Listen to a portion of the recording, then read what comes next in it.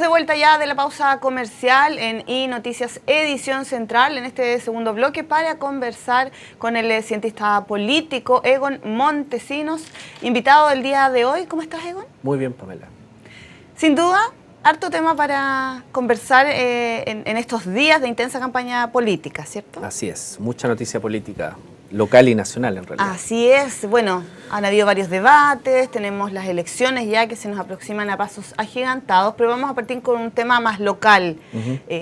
Sabíamos, ¿verdad?, que el alcalde de la comuna de Purranque estaba aquejado con graves problemas de salud y por 45 días ya se extendía su licencia médica. Era inminente que el Consejo iba a tener que tomar una decisión respecto a quién lo iba a subrogar en la alcaldía de Purranque hasta que llegó el día. Desde tu punto de vista, ¿cómo se ve el contexto de este cambio? Había un socialista al mando de la comuna de Purranque, ahora ha quedado Héctor Barría, un DC. Bueno, mira, lo primero que quiero señalar es, antes de entrar al análisis, me quiero referir en el plano de lo humano. Yo, en realidad, al alcalde César Negrón le tenía y le tengo una profunda admiración por su visión estratégica, el desarrollo que trató de implementar durante los años que fue alcalde, y creo que lo consiguió en buena medida. Y lamento mucho lo que le pasó y su salida del cargo, eso en lo personal. Y también en lo personal, me alegro un poco de Héctor Barría, a quien le hice clase en el Magíster en Gestión Pública, lo conozco en lo personal, es una muy buena persona. En el plano político lo conozco menos, pero en el plano personal considero que es una muy buena persona. Yo creo que él tiene un tremendo desafío, que es poder estar a la altura de lo que fue César Negrón en esta alcaldía. Dicho esto, en el plano personal, creo que se dan algunas cuestiones que en mi concepto son dignas de análisis. Uno, que la provincia de Osorno queda con 6 alcaldes de 7.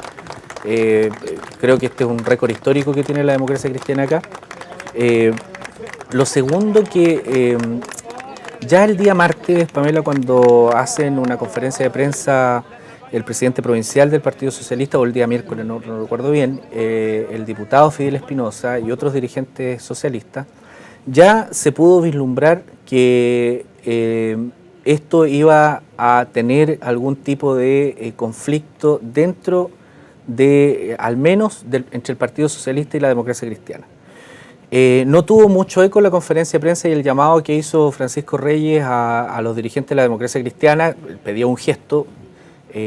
Yo creo que más bien, en mi concepto, fue un error táctico hacer ese llamado, porque de alguna manera parece que ya se tenía claro que hoy viernes iba a haber una votación donde Héctor Barría iba a ser el alcalde.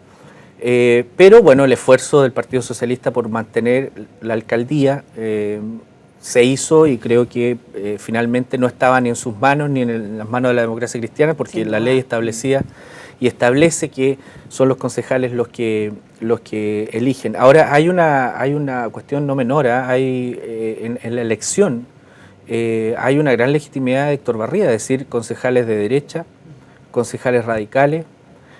Solo un voto que no fue que fue el de Giovanni Aravena, que en definitiva es el concejal socialista. Tengo la impresión que él obtiene una legitimidad dentro del Consejo que le va a hacer bien a él. Sin duda. Le va a permitir trabajar también con acuerdos. Exactamente.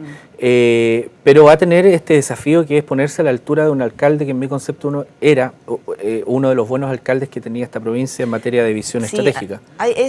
Claro, es muy interesante analizar este caso, porque además, bueno, el alcalde Negrón tuvo un periodo anterior, 2 periodos como alcalde de Purranque, volvió ahora a ser electo un periodo, fue reelecto en las elecciones del año pasado con una gran cantidad de votación. Entonces eso igual hace que a lo mejor el Partido Socialista pensara que era traspasable esa sintonía con la comunidad a otro socialista. Sin embargo, yo creo que es más un liderazgo personal del alcalde Negrón. Lo que pasa es que, a ver, la ley es clara, cómo se suplen a los alcaldes que por enfermedad o por otro tipo de razones dejan las alcaldías. Y es que son los concejales los que eligen. En eso no hay nada que hacer. Ahora, siempre se juegan otras variables acá para poder sostener al menos los partidos, el cupo que en este caso pierde el Partido Socialista. Y lo que estaba apostando el Partido Socialista era al espíritu del proyecto político que encarnaba César Negrón, que, de acuerdo a lo que se vio por la prensa, era un proyecto político socialista. Yo ahí tengo sí una leve discrepancia. Creo que César Negrón era un alcalde muy transversal. Sí. El proyecto político que él encarnaba, si bien tenía contenidos del Partido Socialista, pero era un proyecto político muy territorial, muy local, muy bonito el que él encarnaba.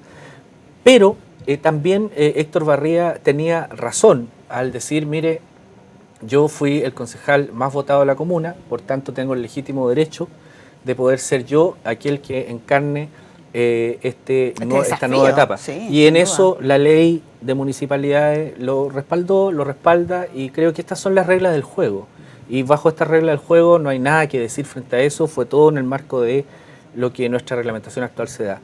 Ojo sí con lo que puede venir en materia de cómo quedan las relaciones entre la democracia cristiana y el Partido Socialista y cómo esto puede afectar a, yo diría que más que a las parlamentarias, porque creo que no le va a afectar mucho ni a Fidel Espinosa ni a los demás candidatos a parlamentarios por ese distrito, pero sí las relaciones más locales, cómo van a quedar de cara a enfrentar un probable futuro gobierno a partir del 2014. Exactamente. Bueno, sin duda, como siempre decimos nosotros en el periodismo, noticia en desarrollo. Así es. Habrá que ir viendo cómo se desarrolla el liderazgo de la comuna de Purranque ahora al mando del DC, Héctor Barría. Tuvimos un debate de la Archi, donde estuvieron los 9 candidatos a presidentes de la República y evidentemente me imagino que hay algún tipo de análisis. Sí. Habíamos tenido un debate anterior, ¿verdad?, donde no participó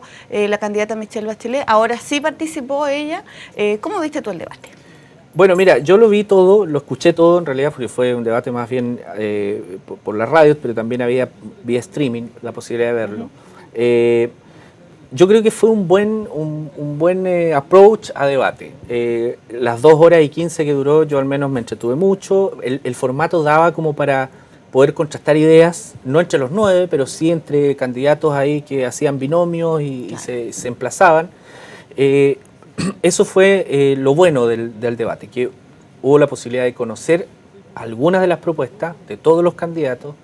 Lo negativo, y es lo que a mí no me gusta de estas instancias, es que da mucho pie a que se provoquen emplazamientos innecesarios, me parece, entre los candidatos. Hubo un grupo referido a acusaciones más sí, bien o sea, personales. el espectáculo que comenzó Evelyn Matei con Franco Parisi la semana pasada continuó ahí.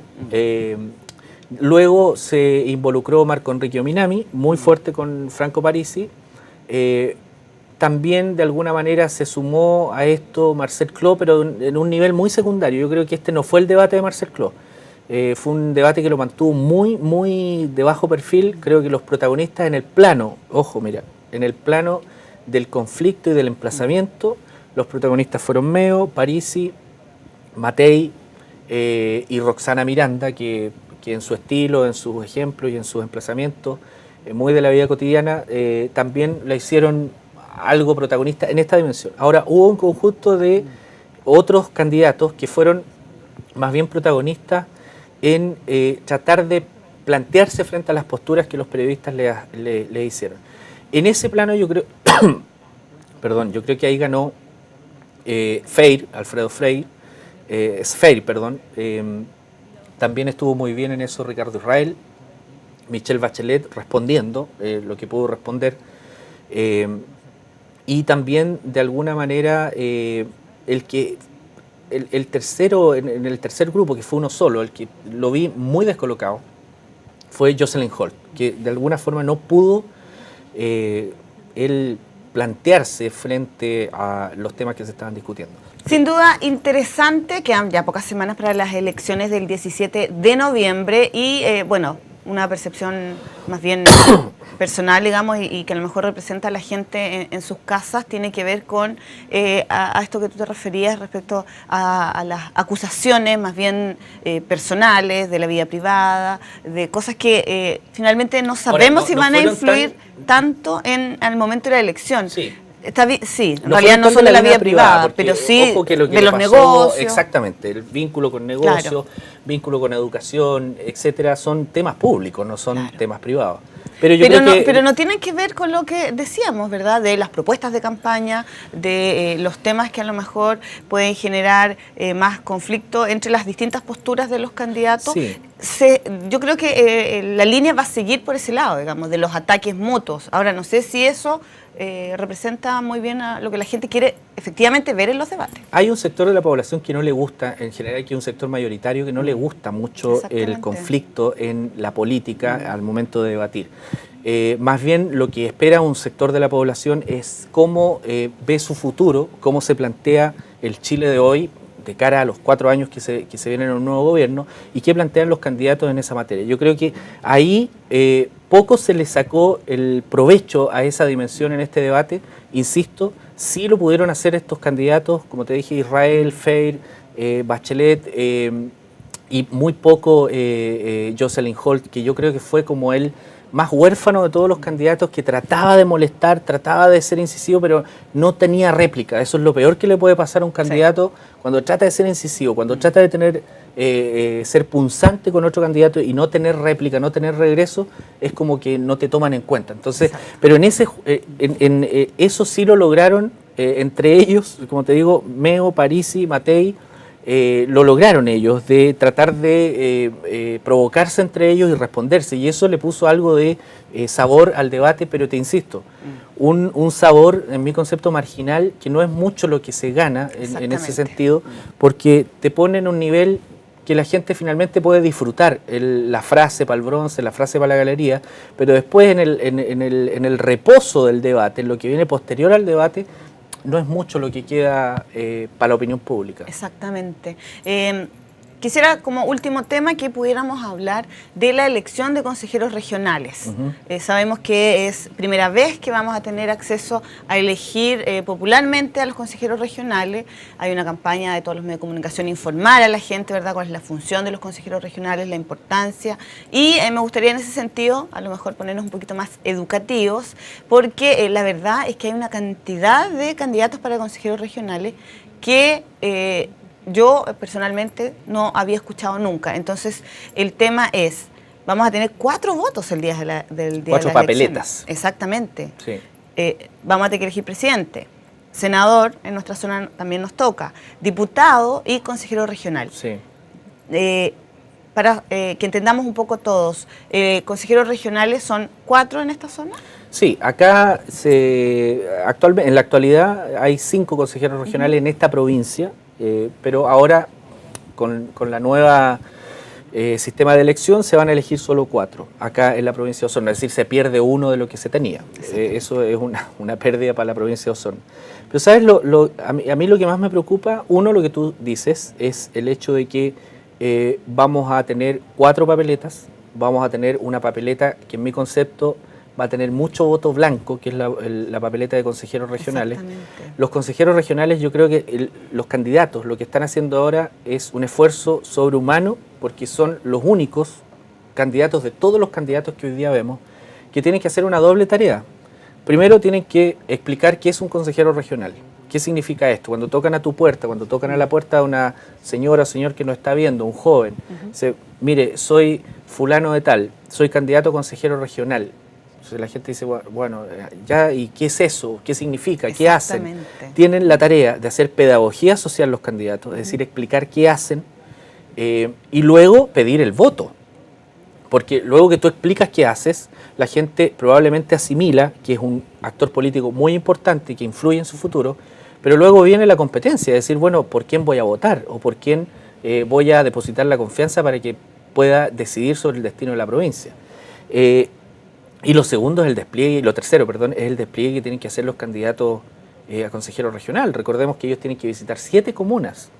3 en esta provincia solo tienen que visitar los candidatos parlamentarios, es decir, Ojeda, Hernández, etcétera, y todos los demás candidatos parlamentarios que hay acá visitan 3 comunas nomás, San Pablo, San Juan y Osorno. O sea, realmente, pero los otros candidatos, los core, van a tener que visitar todas las otras demás comunas para poder primero informar qué es un core y luego pedir voto para ellos. Tengo ahí una consulta que a lo mejor puede representar a la gente también en su casa. Siempre se habla, ¿verdad?, del sistema binominal. En este sentido, para la elección de cores, ¿también corre ese sistema o van a salir electos los 4 que tengan la mayor cantidad de votos? No, el sistema de elección de los consejeros regionales no es el binominal. El sistema binominal corre para elecciones parlamentarias.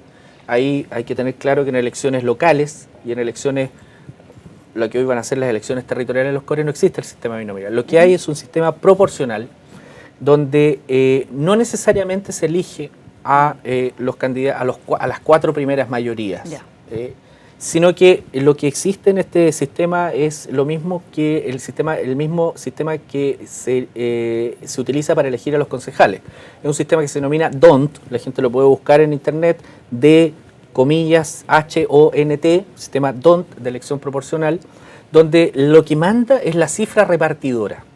Y la cifra repartidora es el producto del total de votos, que saque cada lista y el total de votos que saque cada integrante de la lista de candidato a core. Eso manda o más bien arroja una cifra repartidora que está dada por la división de todos esos totales por el número de cupos que hay. Es decir, todos esos totales dividido por 4 te va a dar una cifra repartidora que va a ser la que va a determinar qué consejeros regionales son los que resultan electos. Es decir, sistema binominal para consejeros regionales no tenemos, lo que tenemos es un sistema proporcional bien complejo.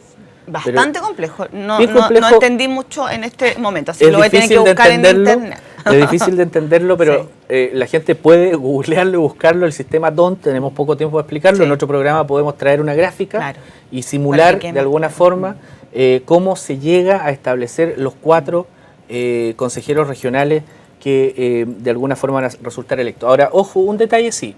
Las listas más votadas, en este caso tenemos 7 listas, creo, acá en la provincia, y dentro de la lista más votada, el candidato más votado, dada la cantidad de cores que vamos a elegir, que son poquitos, son solo 4, yo creo que va a ser, es probable que coincida con los más votados. Es probable que coincida. Si tuviéramos que elegir 8 o 9 cores, lo más probable es que ahí el que saca más votos de una lista pueda sumar o tirar a un compañero de lista. Pero acá, ojo también, porque he escuchado por ahí algunos agoreros que dicen que la alianza puede sacar 3 o que la concertación, la nueva mayoría puede sacar 3 y la alianza 1. Yo creo que aquí lo más probable es que tengamos 2 equilibrio, sí, 2 como generalmente se da. A menos que se meta la lista del PRI o la lista de los ecologistas, que también es una lista fuerte, no hay que mirarlas en mano ni ningunearlas, y que se metan con muchos votos. Pero ojo, yo hice una simulación, y ya con esto cierro, de la probable cifra repartidora, y en una eventualidad en la provincia están habilitados alrededor de 220.000 personas para votar. Y en una eventualidad de que voten 140.000 para cores, que igual es muy positivo, igual es una cifra muy positiva. Pero supongamos que votan 140.000 personas, la cifra repartidora para que tener un core electo estaría bordeando entre los 18.000 y los 20.000 votos. Eso tendría que tener no, la cifra repartidora. ¿Y eso se divide por 4? No, la cifra repartidora es el producto ya de la división por 4. Es decir, para que un core salga electo, a lo menos una lista debiera tener entre 18 y 20.000 votos. A lo menos. Bueno, tarea para la casa para todos, incluida yo. Sí, porque está complejo. Sí, hay que hacer pedagogía en esto. Exactamente. Pero de a poco estamos tratando de explicarles cómo es esta nueva elección que se suma a las que ya conocíamos, que es la elección de core. Muchas gracias, Egon, por tu tiempo, por venir acá a hablar de estos temas. Como dice el candidato, besos y abrazos. Para las chicas. Para todo el mundo, especialmente para mi hija y mi mujer. Muchas gracias, Egon, por estar acá una vez más en iNoticias Edición Central. Vamos a una pausa y continuamos con más noticias.